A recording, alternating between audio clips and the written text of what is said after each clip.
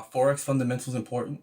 What about technical analysis? More specifically, what about market maker technical analysis? In this video, we're going to talk about market maker technical analysis versus Forex fundamentals. You're also going to see behind the scenes of a bank trader trading almost $1 billion and exactly what happens in the market day to day. I will show you how you can use the Forex fundamentals and the market maker technical analysis to your benefit. Pay attention closely and watch to the end because I make a lot of points and you're not going to want to miss any of it. Make sure you click the subscribe button and hit the bell for notifications. You can do that while the intro rolls. All right, I'll see you at the charts.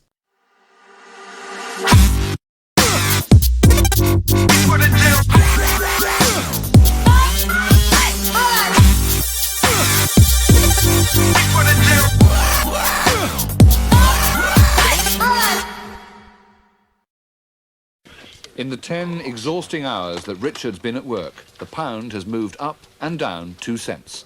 He's made just under £100,000 for the bank, buying and selling 750 million of them.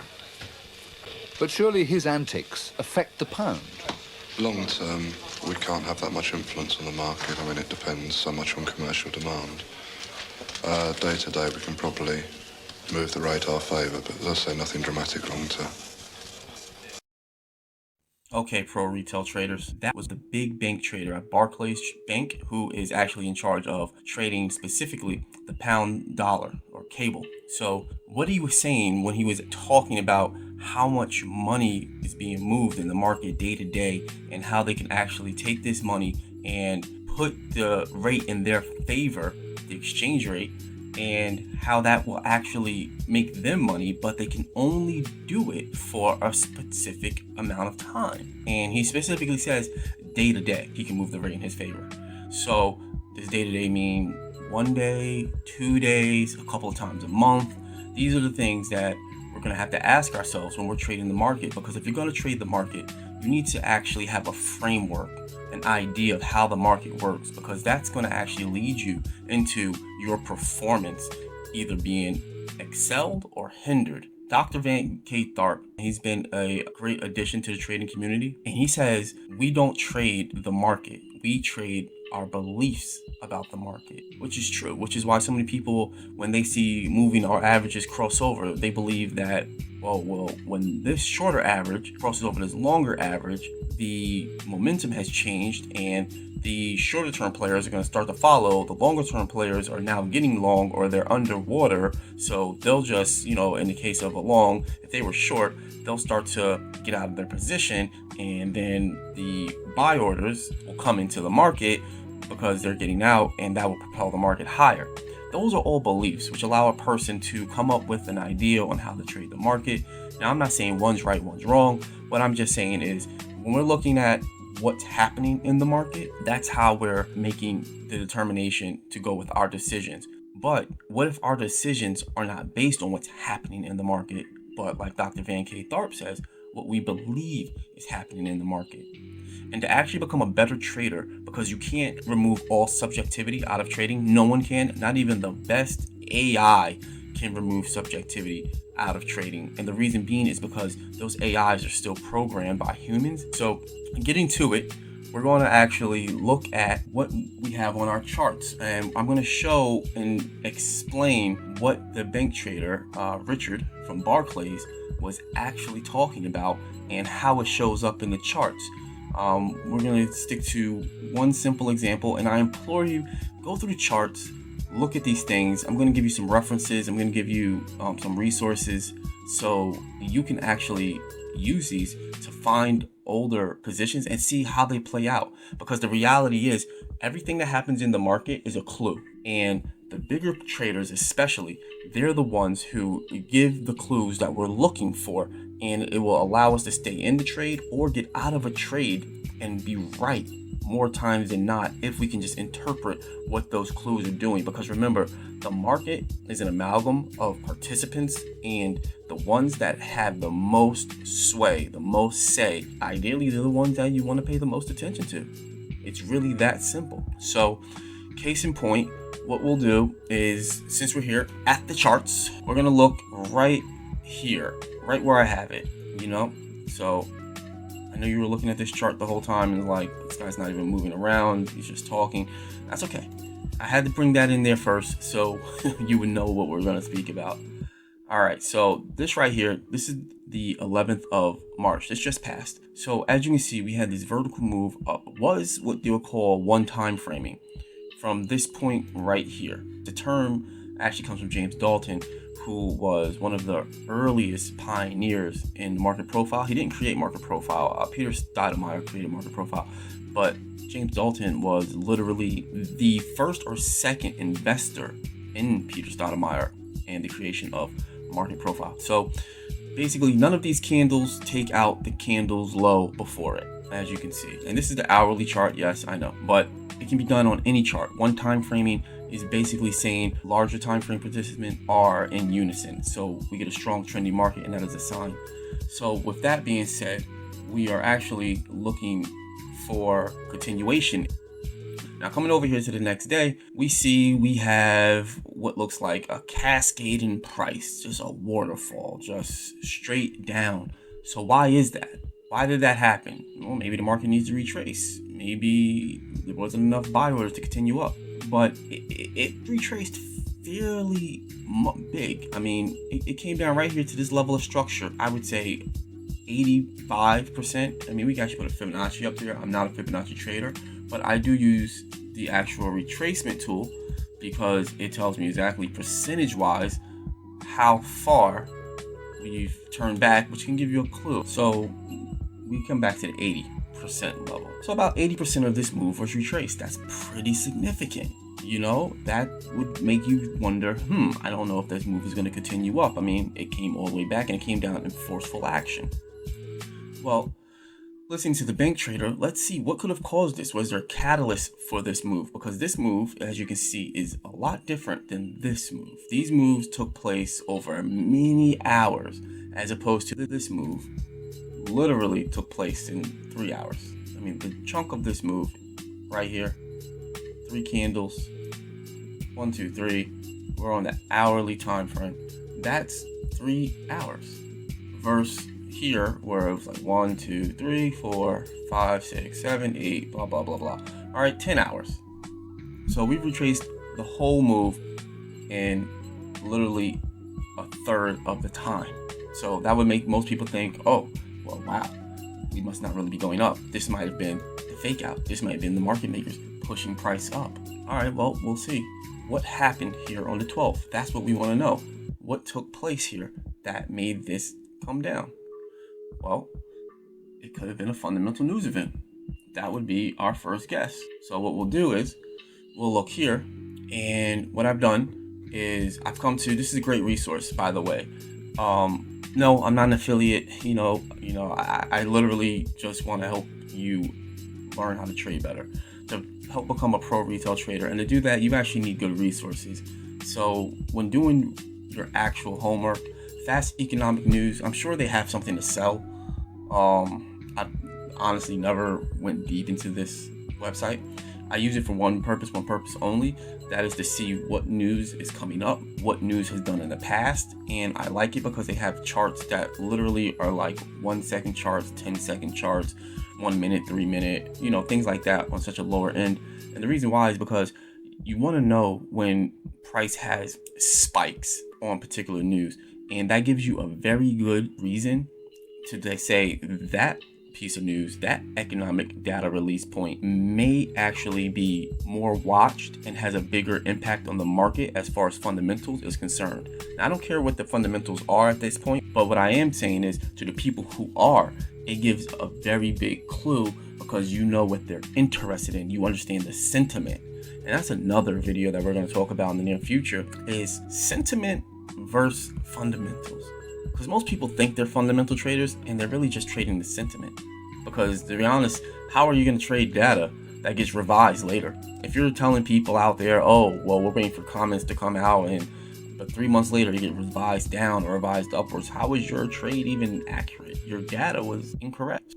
That's just something else to think about. But for our purposes here, fast economic news. So we're actually going to be looking at this. And why I like this is you can go back in time here and it gives you the weeks. So March 3rd to like March 9th, February 24th, to March 2nd of 2019, of course. Then it goes down, and we can go back all the way to 2014, and the charts do pop up. But for right now, our purposes, we are looking at the March 10th to the March 16th week, specifically what happened on March 12th in the pound dollar. Was there any news?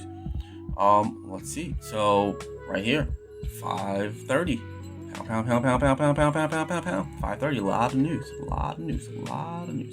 Okay, so the biggest news we would say would be GDP, right? Month over month, and the last quarter versus this quarter change. That's 3 months / 3 months. 3 months in a quarter. So index of services, industrial production, manufacturing production, total trade balance, and trade balance non-EU, and visible trade balance. So you would ask which ones are very important. Well, if you go to most calendars like investing.com, or if you go to Forex Factory or MyFX book, most have them where GDP is the biggest. Whatever symbols they use, whether they use bulls, stars, red light, green light, 1, 2, 3, I don't know. But whatever they do to display the severity of the news, GDP is hands down a 3, or the highest rating you can get for the most. Watch out, this data is serious. Then the second would be industrial production and manufacturing production. Index of services may be a mid-grade too. Some have it as like the lowest. And total trade balance and visible trade balance is also like the lowest. We'll take into context that most people are watching GDP, especially because the growth of all the rich world countries are under a microscope, and especially so because of the Brexit issues with Great Britain. Also, now coming back, we're looking at manufacturing production and industrial production. Unless that's heavy into the news cycle, like if you're constantly hearing about these things being harped on, like you're reading about it in Forbes, Bloomberg can't get enough of it, BBC just keeps talking about it, CNBC, is bringing up experts and everyone's about industrial production, the manufacturing jobs, the sector. These you don't necessarily worry about too much, but remember, in aggregate, you do going to care about the news, because if all of it's bad altogether, that's very strong sentiment. So real quick, we're going to go back to a recap. The day before, we have this really big strong up move, and then the next day we have this big cascading down, and then price continues to go up though. Looking at the GDP, and just so you know, this column is the actual, this column was the forecast, this column was the prior, and this column is the revision, but you won't see the revision until later. So for now, we're just caring about the actual, forecast, and the prior. We're going to look at these things. March 12th, Great British Pound. So this is the actual. This is the forecast. This is the prior. So this is neutral. Nothing's changed. Now we have the month-over-month GDP. Forecast is much better. This was the actual. I apologize. The actual was much better than what was forecasted. And it really exceeded what the last reading was month over month. I mean, this is just like, come on, this was 0.4 negative. They were like, it's going to get better. It's going to get pretty bit better. It blew it out the water. Index of services, it matched its forecast, actual forecast. It did better than previous. Industrial production, the actual was better than the forecast. It blew out the water what the actual was last time. Industrial production, this was 0.9 negative, but the forecast was negative 1.3. So that's actually positive, because they thought it was going to be worse than it actually was, and it remains positive because it hasn't gotten any worse since the last one. Manufacturing production, 0.8, forecast 0.2, last reading negative 0.7. Manufacturing production negative 1.1, which was actually better than the forecast, which they thought would be negative 1.9, which was hugely and vast improvement over the previous actual number, which was negative 2.1. So coming back up to our charts,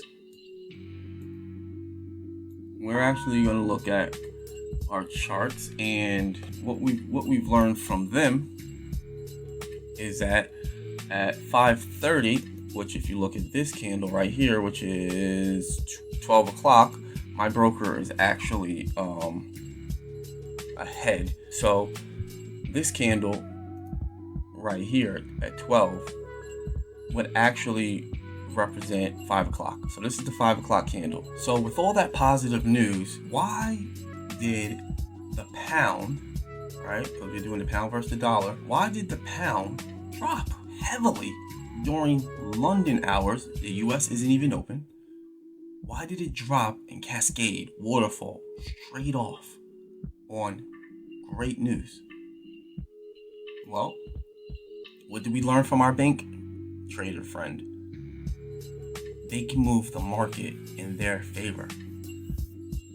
The market was poised to move up. It was already positioned up. This right here is a lot of volume. You can see it. This is a lot of volume. And this is the whole entire day, an hourly chart. So we have positions that are already, for whatever reason, gone long. And this is something that you want to pay attention to. Today it was up, so the market sentiment is up. But as a bank trader, as a market maker, if you see these positions, built in here, and you're just building them up, coming into the London Open, because overnight it just fell, and you're building them up, you snatch them away.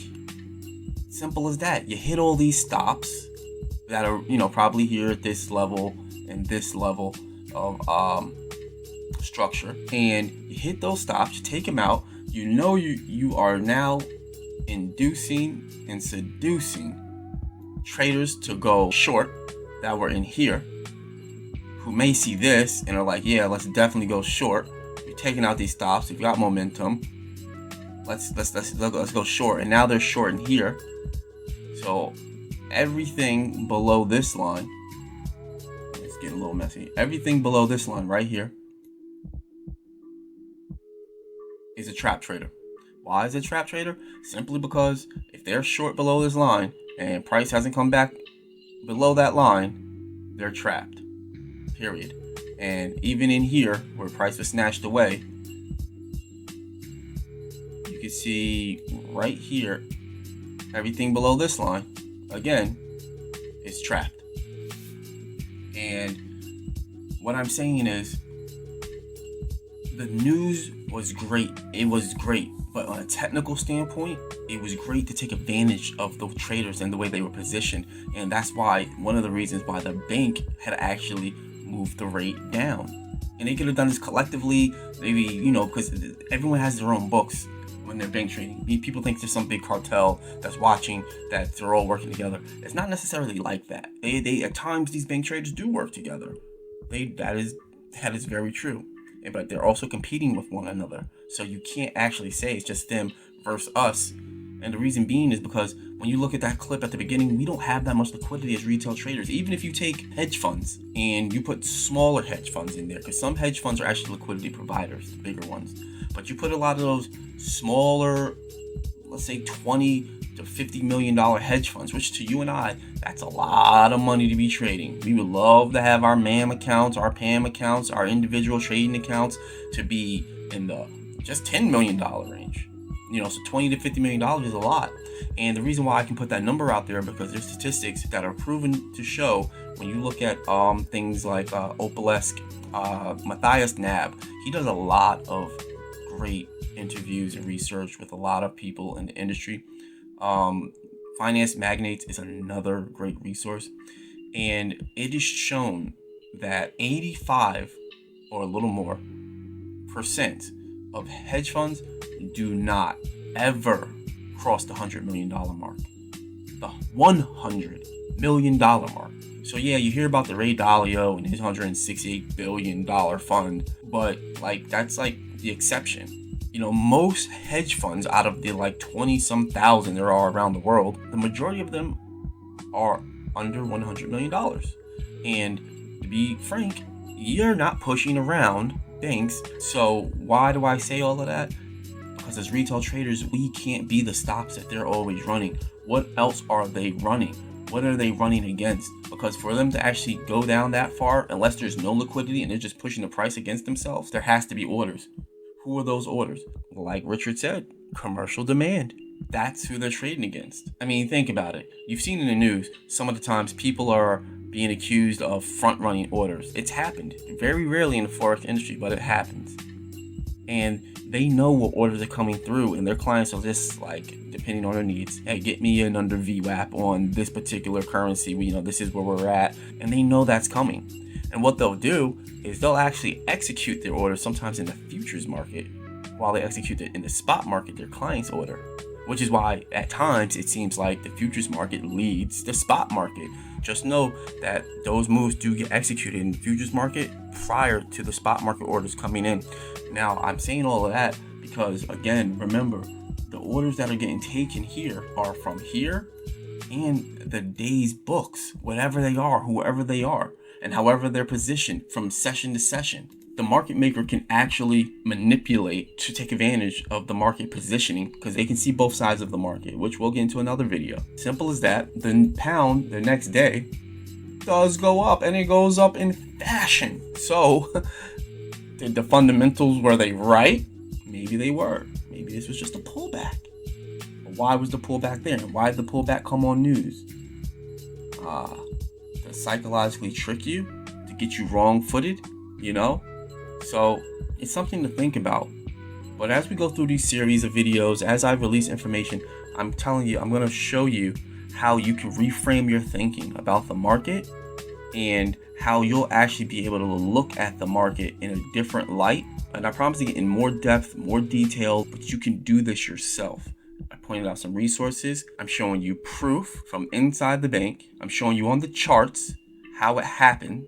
And then as we go along, as we take this journey, you're going to become a pro retail trader. It all starts with your knowledge of the markets. So these are the things that we're going to talk about because I think that everyone can actually increase their potential to become a pro retail trader. And a pro retail trader has nothing to do with the amount of money you trade.